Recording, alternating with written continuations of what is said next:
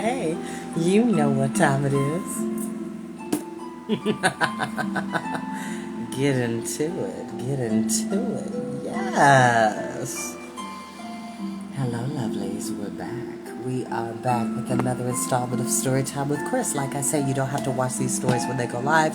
You're more than welcome to watch them in your downtime, nap time, max, relax, and chillaxing time, in between time, mean time, skew time, study time, break time, CP time, any time that you want to hear a highly animated voice bring you wonderful stories of magic, fantasy, science fiction, adventure, and many, many more in between. Now, we are back with the Carnivorous Carnival. And it seems that Madame Lulu is not who she says she actually is. We've since uncovered her subterfuge as to why she has been so secretive. And that, in fact, she's just a gatherer of information. She's not an actual fortune teller. She has an archival library. It's a library of records of newspaper clippings, documents, hospital records, case files, anything that you could think of that seeks to have information, research material, so on and so forth. So we are going to find out if she's going to keep her word to the Baudelaires about accompanying them to the Mortmain Mountains to see if one of the Baudelaire parents is still alive, and to find out the information about the truth of what is VFD. It's not the Village of Foul Devotees. It's not Volunteers Fighting Disease. It's something a bit more sophisticated is what I will say. Let's go ahead and get started.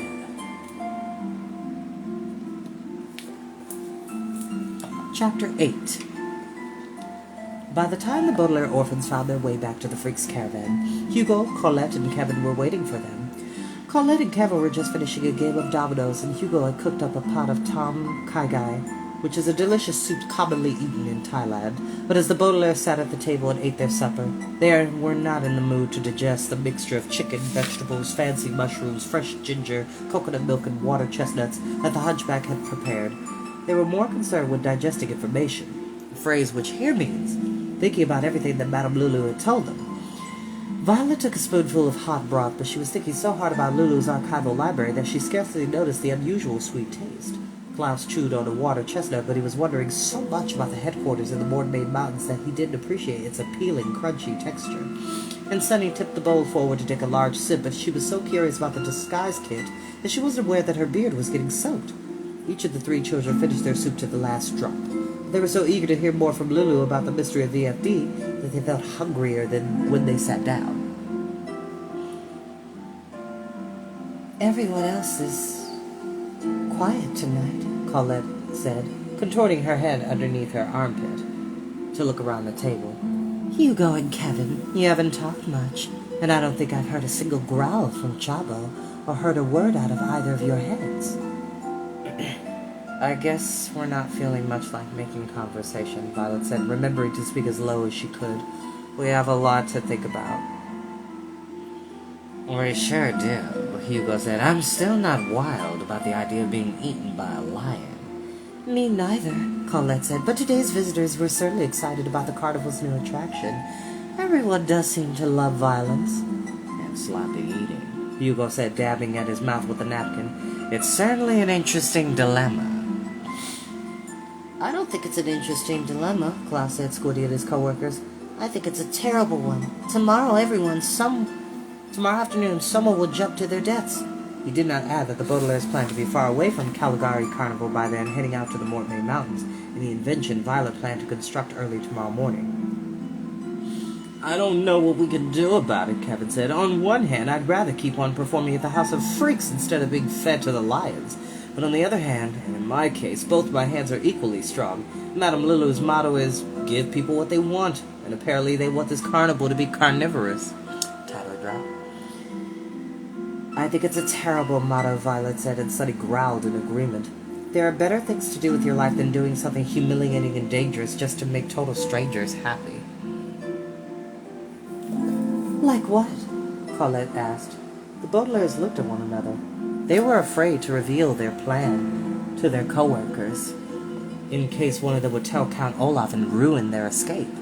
But they also couldn't stand resolute knowing that something terrible would happen just because Hugo, Colette, and Kevin felt obliged to be freaks and live up to Madame Lulu's motto.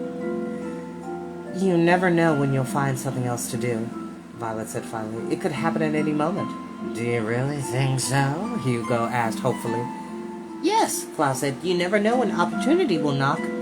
Kevin looked up from his soup and gazed at the Baudelaires with a look of hope in his eye. Which hand will it knock with? Opportunity can knock with any hand, Kevin, Klaus said, and at that moment there was a knock on the door. Open up, freaks! The impatient voice came from outside the caravan and made the children jump. As I'm sure you know, when Klaus used the expression, opportunity will knock, he meant that the co-workers might find something better to do with their time instead of leaping into a pit of hungry lions just to give some people what they wanted. He did not mean that the girlfriend of a notorious villain would not actually knock on the door and give them an idea that was possibly even worse. And I'm sorry to say that it was Esme Squalor who was knocking, her long fingernails clattering against the door. Open up! I want to talk to you. Just one moment, Miss Squalor, Hugo called and walked over to the door. Let's all be on our best behavior, he said to his co-workers. It's not often that a normal person wants to talk to us. I think we should make the most of this opportunity. We'll be good, Colette promised. I won't bend into a single strange position. And I'll use only my right hand, Kevin said, or maybe only my left hand. Good idea, Hugo said, and opened the door. Esme Squalor was leaning in the doorway with a wicked smile on her face. I am Esme Gigi Genevieve Squalor, she said, which was often how she announced herself, even when everyone nearby knew who she was. She stepped inside the freak's caravan, and the Baudelaires could see what she had dressed for the occasion, a phrase which here means put on a specific outfit in an attempt to impress them. She was dressed in a long white gown, so long that it passed her feet and lay around her as if she were standing in a large puddle of milk. Embroidered on the front of the gown in glittery thread were the words, I love freaks. Except, instead of the word love, there was an enormous heart, a symbol sometimes used by people who have trouble figuring out the difference between words and shapes. On one of the shoulders of the gown, Esme had tied a large brown sack, and on her head she had an odd round hat with a black thread poking out at the top, and a large, angry face drawn on the front of it. Children knew that such an outfit must be very in, otherwise Esme would not be wearing it, but they couldn't imagine who in the world would admire such strange clothing. What a lovely outfit, Hugo said. Thank you, Esme said. She poked Colette with one of her long fingernails, and the contortionist stood up so Esme could sit down in her chair. As you can see from the front of my gown, I love freaks. You do? Kevin said. That's very nice of you. Yes, it is, Esme agreed. I had this dress made specially to show how much I love them. Look, there's a cushion on the shoulder to resemble a hunchback, and my hat makes me look as if I have two heads, like Beverly and Elliot. You certainly look very freakish, Colette said. Esme frowned, as if this wasn't quite what she wanted to hear. Of course, I'm not really a freak, she said. I'm a normal person, but I wanted to show you all how much I admire you. Now please bring me a carton of buttermilk. It's very in. We don't have any, Hugo said, but I think we have some cranberry juice. Or I could make you some hot chocolate. Chavo here taught me to add cinnamon to the hot chocolate, and it tastes quite delicious. Tom Kagai, Sunny said. And we also have soup, Hugo said. Esme looked down at Sunny and frowned. No, thank you, she said, although it's very kind of you to offer. In fact, you freaks are so kind that I consider you to be more than employees at a carnival I happen to be visiting. I consider you to be some of my closest friends. The children knew, of course, that this ridiculous statement was as fake as Esme's second head, but their co-workers were thrilled. Hugo gave Esme a big smile and stood up straight so she could barely see his hunchback. Kevin blushed and looked down at his hands, and Colette was so excited that before she could stop herself, she twisted her body until it resembled the letter K and the letter S at the same time. Oh, Esme, Colette said, do you really mean it? Of course I mean it, Esme said, pointing to the front of her gown. I would rather be here with you than with the finest people in the world. Gosh, Kevin said, no normal person has ever called me a friend. Well, that's what you are, Esme said, and leaned toward Kevin to kiss him on the nose. You're all my freaky friends, and it makes me very sad to think that one of you will be eaten by lions tomorrow. The Baudelaires watched as she reached into a pocket of her gown and drew out a white handkerchief embroidered with the same slogan as her gown, and held up the word freaks to dampen her eyes. I have real tears in my eyes while thinking about it, she explained. There, close friend, Kevin said, and patted one of her hands. Don't be sad. I can't help it, Esme said, yanking back her own hands as if she was afraid that being ambidextrous was contagious. But I have an opportunity for you that might make all of us very, very happy. An opportunity? Hugo asked. Why, Beverly and Elliot were just telling us that an opportunity could come along at any minute.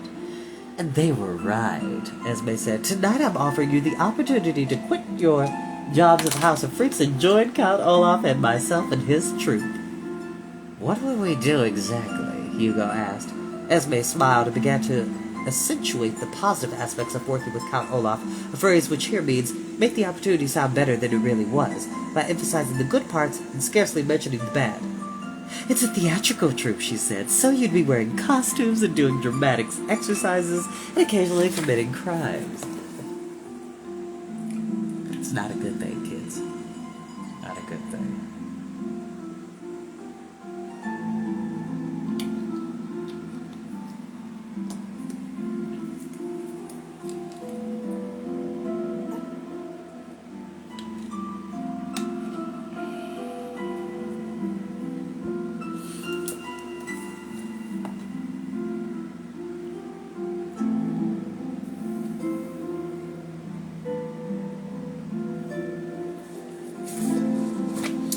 Dramatic exercises, Kevin exclaimed, clasping both hands to his heart. It's always been my heart's desire to perform on a stage. And I've always wanted to wear a costume, Hugo said. I'm sorry, I'm fiddling with my hair a lot because I love it and it is beautiful, but sometimes it's a bit distracting when I'm trying to eat or read, so I'm trying to pull it to the back.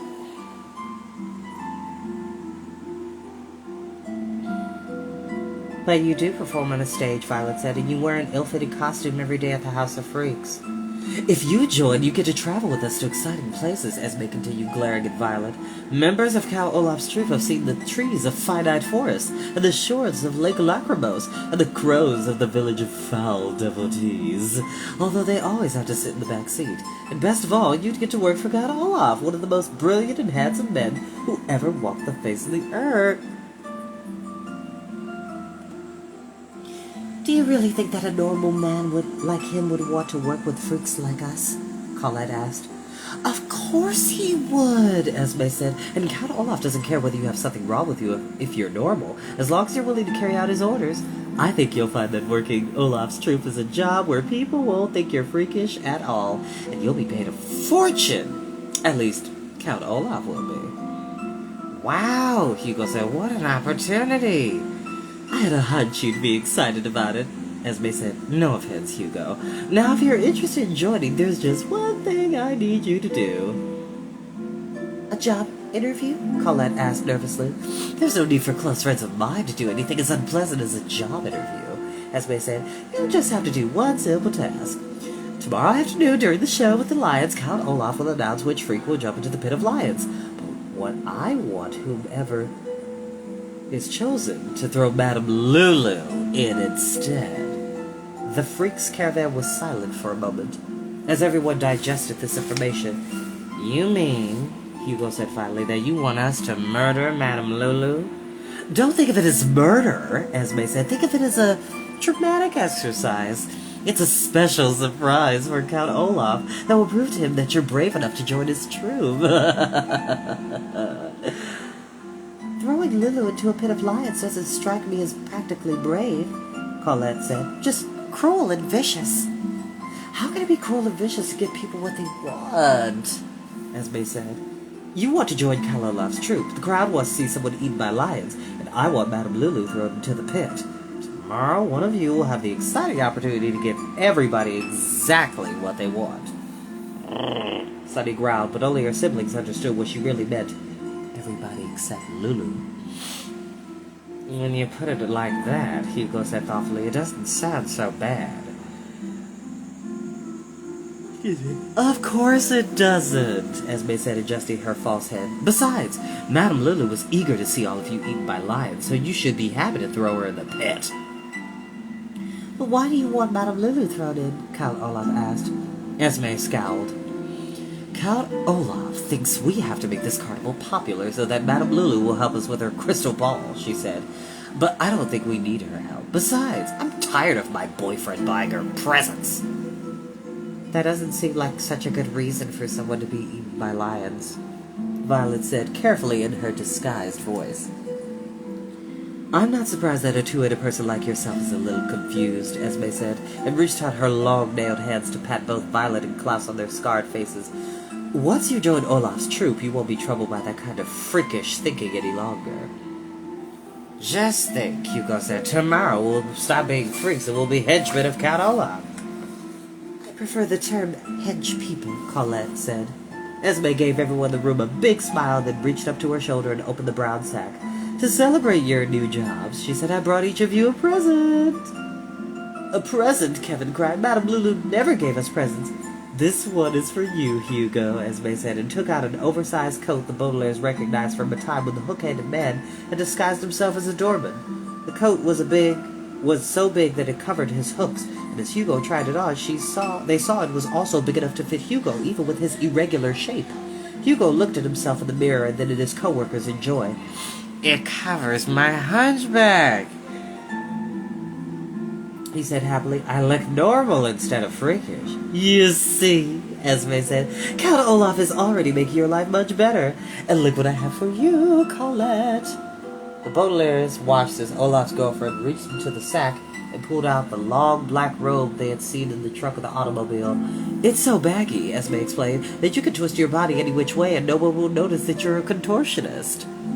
It's like a dream come true, Colette said, grabbing it out of Esme's hands. I throw 100 people into the lion pit to wear something like this. And Kevin, Esme said, and looked at this small piece of rope. Turn around and now tie your right hand behind your back so that you can't possibly use it. And then I'll be left-handed like normal people, Kevin said, jumping out of his chair and standing on his two equally strong feet. Hooray! The ambidextrous person turned around happily so Esme could tie his right hand behind his back. In a moment, he became someone with only one useful arm instead of two. I haven't forgotten about you two, Esme continued, smiling at the three of them. Chabo, here's a long razor that Count Olaf uses when he needs to disguise himself with a good shave. I thought you could use it to trim some of that ugly wolf hair. And for you, Beverly and Elliot, I have this. Esme removed the sack from her gown and held it out to the older Baudelaires triumphantly. Violet and Klaus peeked inside and saw that it was empty. This sack is perfect to cover up one of your heads, she explained. You'll look like a normal one-headed person who just happens to have a sack balanced on the shoulder. Isn't that smashing? I guess so, Klaus said in his fake high voice. What's the matter with you? Hugo demanded. You've been offered an exciting job and given a generous gift, and yet both of your heads are moping around. You too, Chapo, Colette said. I can see through your fur, and you don't look very enthusiastic. I think this might be an opportunity we should refuse, Violet said, and her siblings nodded in agreement. What? Esme said sharply. It's nothing personal, Klaus added quickly, although not wanting to work for Count Olaf was about as personal as things could get. It does seem very exciting to work in the theatrical troupe, and Count Olaf does seem like a terrific person. Then what's the problem? Kevin asked. Well, Violet said, I don't think I'm comfortable throwing Madame Lulu to the lions. As her other head, I agree, Klaus said, and Chabo agrees too. I bet she only half agrees, Hugo said, and I bet her wolf half can't wait to watch her get eaten. Sunny shook her head and growled as gently as she could, and Violet lifted her up and placed her on the table. It just doesn't seem right, Violet said. Madame Lulu isn't the nicest person I know, but I'm not sure she deserves to be devoured. Esme gave the older Baudelaire a large false smile and leaned forward to pat them each on the head again. Don't worry your heads over whether or not she deserves to be devoured, she said, and then smiled at Chabo. You don't deserve to be half wolf, do you? She asked. People don't always get what they deserve in this world. It still seems a little wicked thing to do. I don't think so, Hugo said. It's giving people what they want, just like Lulu says. Why don't you sleep on it? Esme suggested and stood up from the table. Right after tomorrow's show, Count Olaf is heading north to the Mortmain Mountains to take care of something important. And if Madame Lulu is eaten by then, you'll be allowed to join in. You can decide in the morning whether you want to be brave members of a theater troupe or cowardly freaks in a run-down carnival.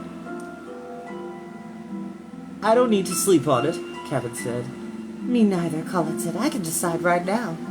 Yes, Hugo agreed. I want to join Count Olaf. I'm glad to hear that, Esme said. Maybe you convince your coworkers to joining him. She looked scornfully at the three children as she opened the door to the caravan. The hinterland sunset was long over, and there was not a trace of blue light falling on the carnival. Think about this, Beverly, and Elliot, and Chavo, too, she said. Just might be a wicked thing, throwing Madame Lulu into a pit full of carnivorous lions. Esme took a step outside, and it was so dark that Olaf's girlfriend looked like a ghost in a long white gown and a fake extra head. But if you don't join us, where could you possibly go? She asked. The Baudelaire orphans had no answer for Esme Squaller's terrible question, but Esme answered it herself with a long, wicked laugh. If you don't choose the wicked thing, what in the world will you do? She asked. Disappeared into the night.